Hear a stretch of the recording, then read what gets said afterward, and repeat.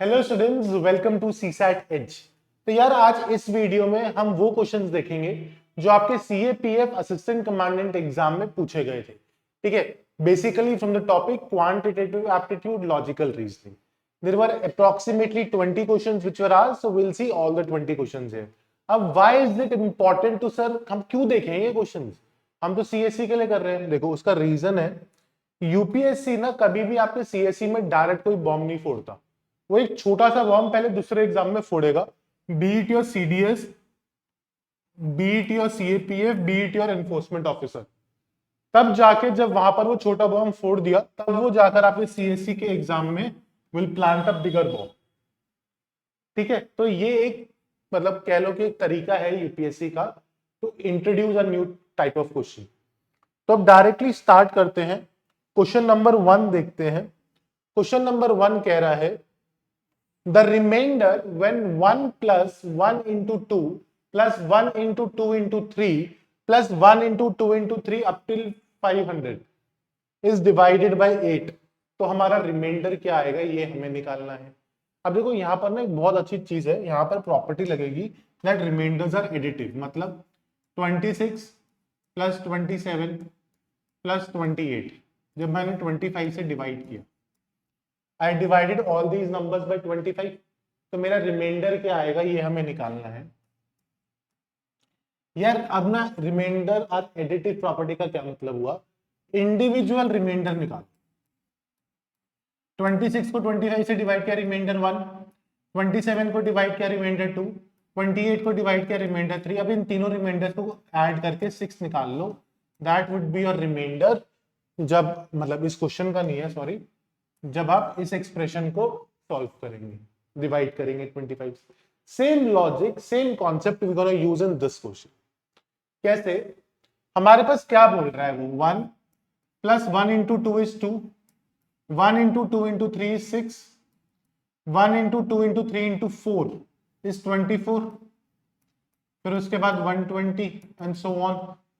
अब एक चीज देखो, इस एक्सप्रेशन के राइट साइड पे जितने भी नंबर्स हैं वो 8 के मल्टीपल है, तो यानी कि सब में 8 एज अ फैक्टर आ रहा है।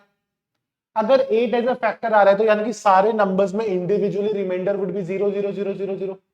तो मुझे बस ये वाले एक्सप्रेशंस देखने हैं।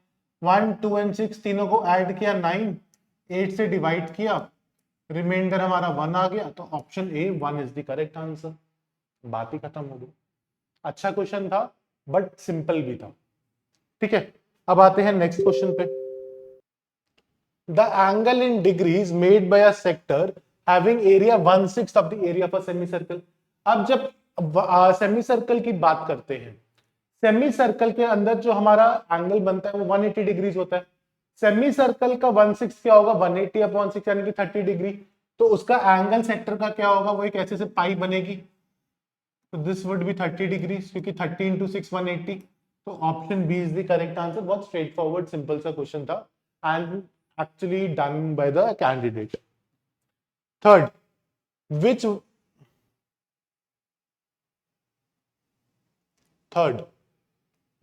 one of the following is the average of first 5 multiples of each of the numbers this? अब वो कह रहा है 11 के पहले 5 मल्टीपल 11, 22, 33, 44, 55, इनका एवरेज। इसका एवरेज क्या आएगा? मिडिल टर्म 33, उसके बाद 12, 24, 36, 48, 60, इसका एवरेज 36। ऐसे करके लास्ट तक का एवरेज कितना होगा हमारा? 60। अब ये जो नंबर आए हैं ना, इसका एवरेज निकालना है। कुछ नहीं, सिंपल सी एपीए 33 से बढ़ रहा है, तो first and last term 93 upon 2 46.5, यानी कि ऑप्शन डी। इजी क्वेश्चन था। अब आप चाहो तो इसको भी ना लिखो, आप डायरेक्ट थर्ड टर्म लिख सकते हो, क्योंकि वो एक एपी से बढ़ रहा है, तो मिडिल टर्म हमेशा आपका एवरेज होता है। Question number 4, which of the following statements is और आर करेक्ट, हमसे बोल रहा है। ठीक है, the average of 4 numbers of 10 15 20 25 17.5। यार देखो, 10 एंड 20 एपी है 5 से बढ़ रहा है तो first and last 35 upon two 17.5, ये स्टेटमेंट बिल्कुल ठीक है, तो स्टेटमेंट 1 करेक्ट। अब हम आते हैं स्टेटमेंट 2 पे। A B C are three different natural number such that a plus b plus c is equal to abc then the average of a b and c। अब ये जो इक्वेशन है ना, ये 1 2 एंड 3 सेटिस्फाई करते हैं। 1 plus 2 plus 3 is equal to 6, 1 into 2 into 3 is equal to 6। तो 1 2 and 3 का average 3 plus 2 5, 5 plus 1 6, 6 upon 2 6 upon 3 2, तो हमारा एवरेज 2 होगा ना कि 3, तो ये स्टेटमेंट गलत है। तो 1 is correct and second is,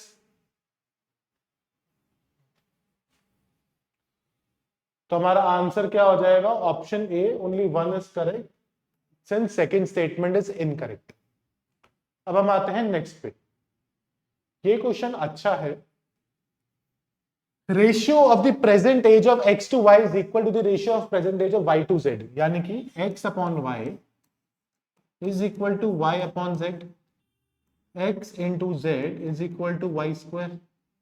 अब y की वैल्यू 15 साल दे रखी है, तो 15 का स्क्वायर 225, यानी कि x z is equal to 225। अब ऐसे नंबर्स लेकर आओ, तो मैं सबसे पहले क्या करूंगा, 225 को फैक्टराइज, 5 45 5 9 3 3 3 1, ये आ गए। अब कौन से नंबर्स बन सकते हैं, मुझे ना एक बहुत क्लियर नंबर दिख रहा है 25 एंड 9। ठीक है, कैसे, अगर 25 एंड 9 है तो 25x 25 अपॉन 15 क्या बराबर है 15 अपॉन 9, 5 अपॉन 3, 5 अपॉन 3 मैच कर रहा है, तो यानी कि 25 एंड 9 हो गया। तो अब टोटल समीशन कितना हुआ, 25 एंड 9 34, 34 प्लस 15 44, 49 49 आ गया, यानी कि option C is the correct answer. Done. अगला क्वेश्चन देखिए।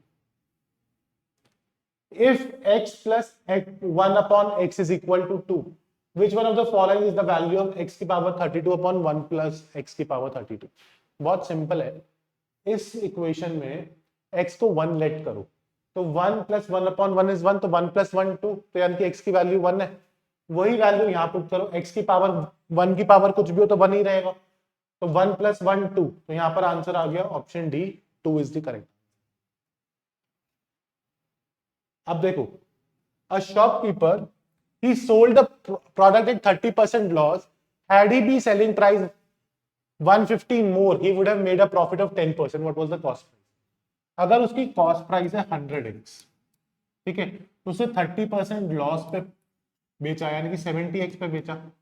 अगर वो कहता हैड ही प्राइस भी 10% 150 मोर, यानी कि 70x पे 150 ऐड करता, तो वो he would have made a profit of 10%, यानी कि वो किसके बराबर हो जाता, 110x के। तो 150 is equal to 40x, 150 upon 40 is equal to x, काट दो, 3.75 इंटू 100 375। हमसे कॉस्ट प्राइस तो निकालना पूछा है 100x, तो वो 375, ऑप्शन ए आ गया। बहुत सिंपल था। अगले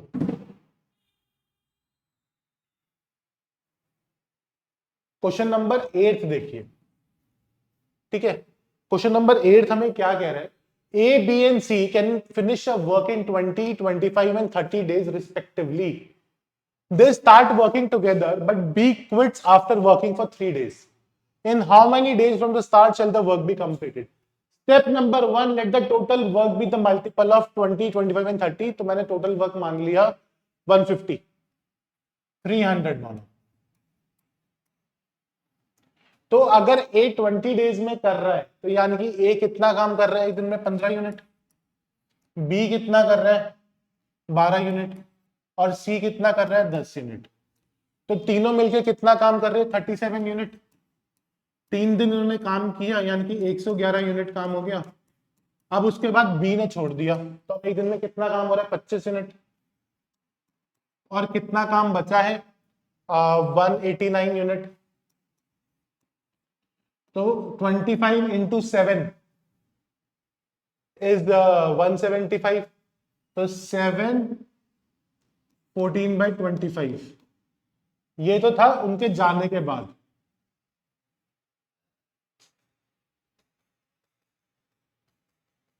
करेक्ट। अब इसमें 3 दिन ऐड कर लो जो पहले काम करे थे, तो 10 14/25, ऑप्शन सी। क्योंकि स्टार्टिंग से कितना टाइम लगा ये बताना। ये क्वेश्चन देखिए, 2 taps A and B can fill a tank in 20 and 15 minutes respectively. C can empty the third tank in 6 minutes. After the taps A and B for 5 minutes, the tap is open to empty A and B continue to fill. How many minutes after the start shall the tank get empty? कितने देर में empty होगा ये बताना है। देखो, let the total capacity be 60, तो ये 20 minute में भर रहा है, तो यानी कि 3 लीटर भरता है। वो 15 मिनट में भर रहा है, तो यानी कि 4 लीटर भर रहा है। ये 6 मिनट में खाली करा, यानी कि 10 लीटर खाली करता है। अब इन्होंने 5 मिनट तक चलते रहे, तो यानी कि 7 5 35 लीटर भर गया। अब 35 लीटर ये खाली करने में कितना लेगा बताओ। अब 7 लीटर भर रहा है, 10 लीटर कम हो रहा है, तो -3 लीटर आ रहा है। 3 लीटर अपॉन 35 कितना काम होगा, 11 2/3। ठीक है। In how many minutes after the start shall the tank get empty? After the start मतलब after the start of C, कितनी देर में खत्म होगा? Option D 11 2/3 minutes.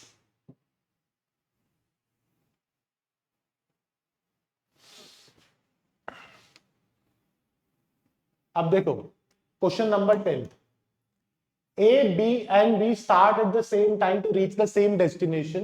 B traveled at 5/7 of A speed and reached the destination 1 hour 20 minutes earlier.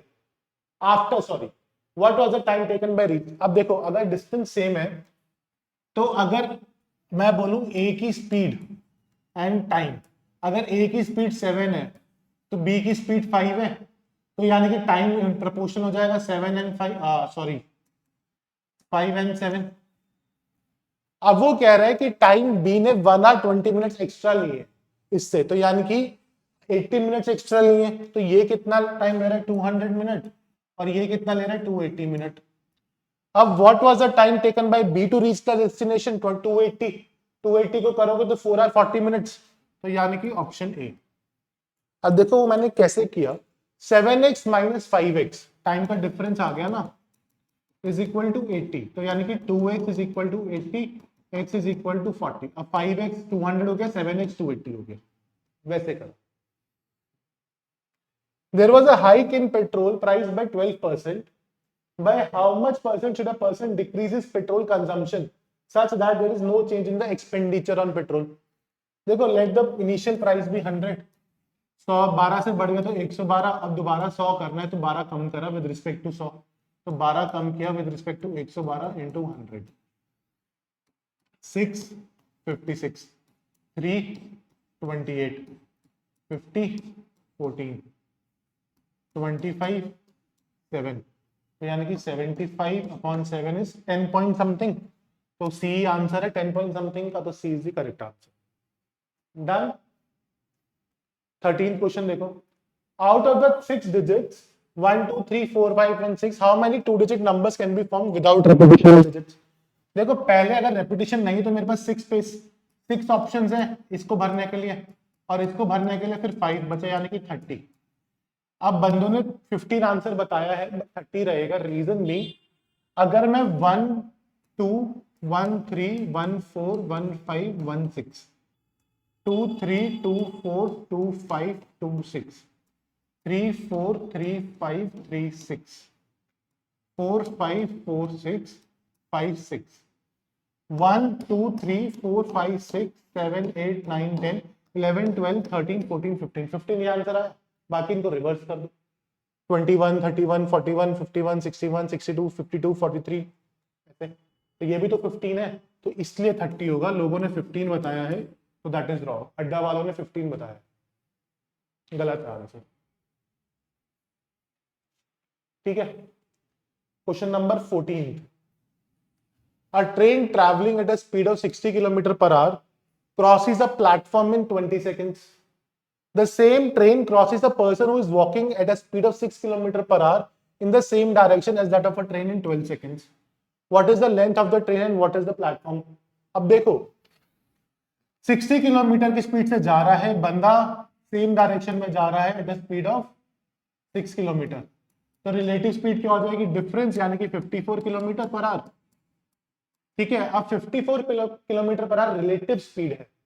अब 54 kilometre are की speed में वो 12 सेकंड चल रहा है। 54 किलोमीटर पर आर को मीटर पर सेकंड में करूंगा, 15 मीटर पर सेकंड होता है, और 12 को मैं करूंगा इंटू 15 इंटू 12, 180। तो 180 is the correct length of train. तो इन दोनों में ऑप्शन रहेगा, ये तो एलिमिनेट हो गया। Correct.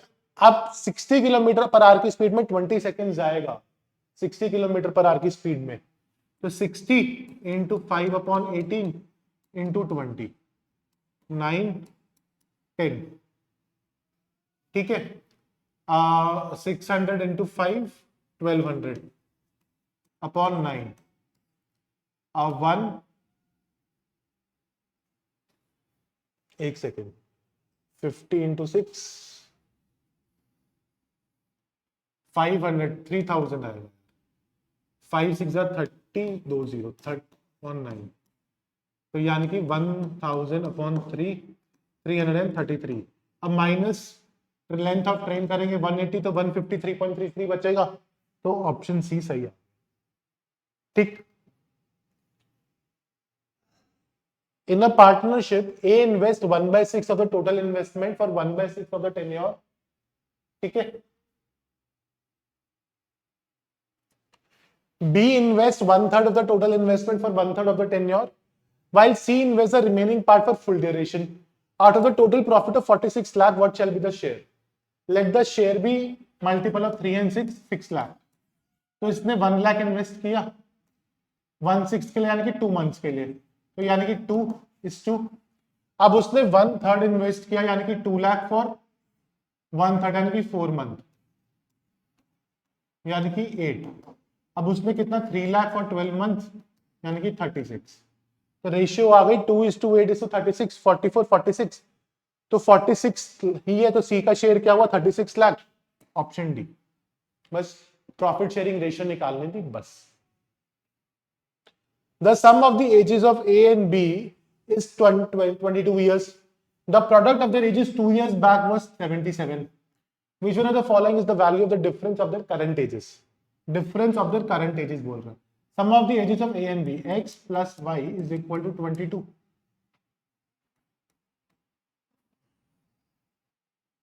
A is equal to X, तो B is equal to 22 minus X.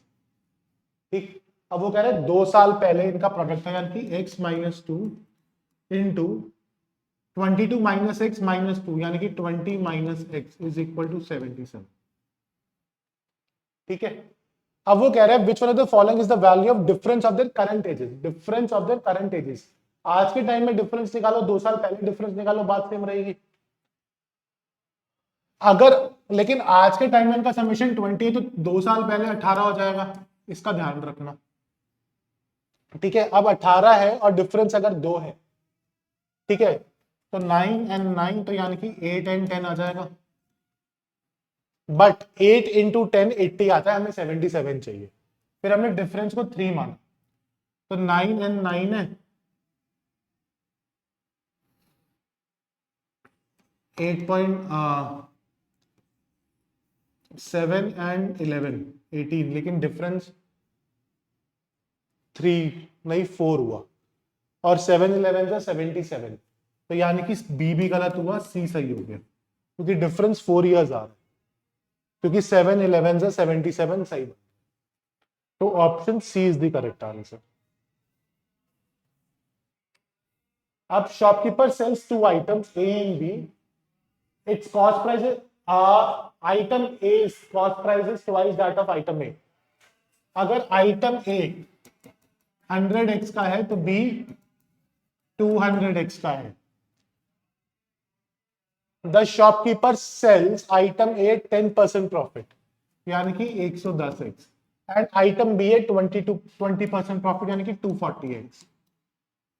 Which of the following is the value of net. अब नेट प्रॉफिट कितना हुआ, टोटल खर्चा 300 रुपए, टोटल प्रॉफिट 350 रुपए, तो 50 अपॉन 300 1/6 यानी कि 16.67, ऑप्शन डी।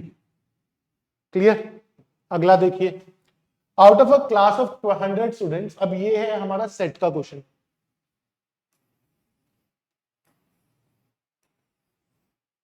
ठीक है, क्रिकेट, हॉकी, फुटबॉल, 25। अब सबसे पहले 10 प्ले ऑल 3 स्पोर्ट्स, यहां पे आ गया 10, थोड़ा अच्छा सा बना,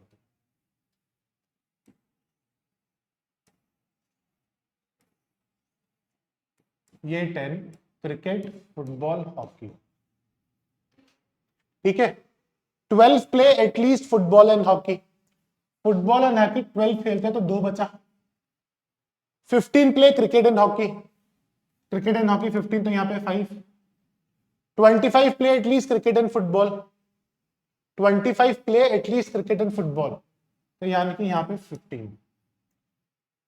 the number of students playing cricket is 50, तो 25 30 तो ये 20, 37 is for football, 25 27 37, and 22 is for hockey, 15 17 5।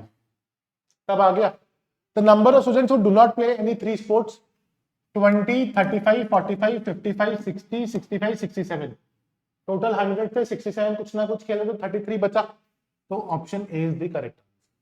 Done. अगला, a group of 5 people consisting of a couple are to be seated on a row table for a meeting in a round table, sitting in a on a round table। ठीक है, अब round table का पता है, अगर n बंदे हैं तो n-1 फैक्टोरियल में अरेंजमेंट होता है, तो 5 जनों का अरेंजमेंट कितना होगा, 4 फैक्टोरियल, 4 into 3 12, 12 into 2 24। अब वो कह रहा है what is the total number of ways in which seating arrangement can be made so that couple do not sit next to each other. Total minus couple together कर दूंगा तो couple not together आ जाएगा, couple together किया तो उन दोनों को इकट्ठे मान लिया, तो यानी कि 3 फैक्टोरियल वेज में यानी कि 6, लेकिन हो सकता है A B C D E ऐसे बैठ रहे हो, फिर बी ए सी डी ई, तो ये भी एक तरीका है, एक तरीका ये भी है टुगेदर का, तो यानी कि 6 into 2 हो जाएगा 12, 24 minus 12 12 इज द आंसर, तो ऑप्शन सी हमारा सही हो जाएगा।